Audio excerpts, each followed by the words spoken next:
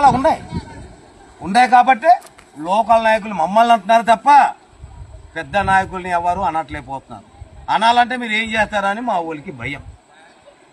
Election వస్తే మేమేగా తిరిగేది, మేమే తిరుగుతున్నాం కాబట్టి మాటలు కూడా మేమే పడుతున్నాం. అందుకని ఈ జనాలు నిర్ణయించుకున్నది ఒక్కటే, మన ప్రభుత్వం మారిపోయింది, ఇప్పుడు కూటమి ప్రభుత్వం వచ్చింది.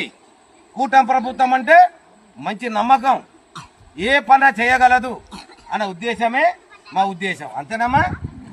కాబట్టి కూటమి ప్రభుత్వం నమ్మారు, నమ్మి ఓట్లేసాం, అందరం నెగ్గించాం. ఇప్పటికైనా మాకు గుర్తించమనేది మా కోరిక. కూటమి ప్రభుత్వంలో మంచి పనులు చేస్తున్నారని ప్రజలు ఎక్కడ పడితే అక్కడ గుంపులుగా చెప్పుకుంటున్నారు. అయ్యా పవన్ కళ్యాణ్ గారు, చంద్రబాబు నాయుడు గారు, లోకేష్ బాబు గారు మా కష్టాలను గుర్తించండి దయచేసి.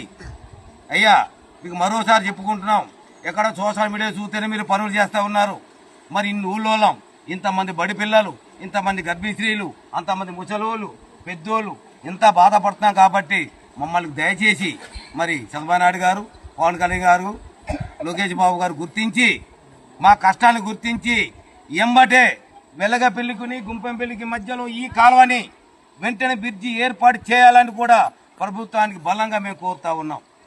ఇంకొక విషయం, అయ్యా ముఖ్యమంత్రి గారు, పవన్ కళ్యాణ్ గారు, లోకేష్ బాబు గారు ఏదో రోజు ఇక్కడ స్పందించకపోతే మేమే పార్టీ కార్యకర్తలుగా మేమే మీ దగ్గరకు వస్తాం.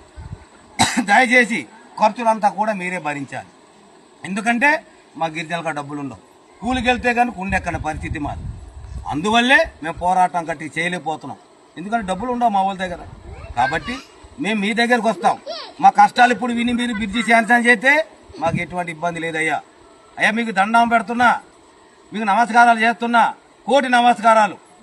మా గిరిజనుల కష్టాలు, మా గిరిజన బాధలు, మా గిరిజనులు పెట్టినట్టు బాధలు, ముసలోళ్ళ బాధలు, బడి పిల్లల బాధలు ఇవన్నీ స్పందించి తొందరగానే మరి మా కూటం, మేము నమ్మిన కూటమి ప్రభుత్వం ఎంబటెంబటే ఈ బ్రిడ్జిని శాంక్షన్ చేయాలని కూడా మరోసారి కోరుతా ఉన్నాను.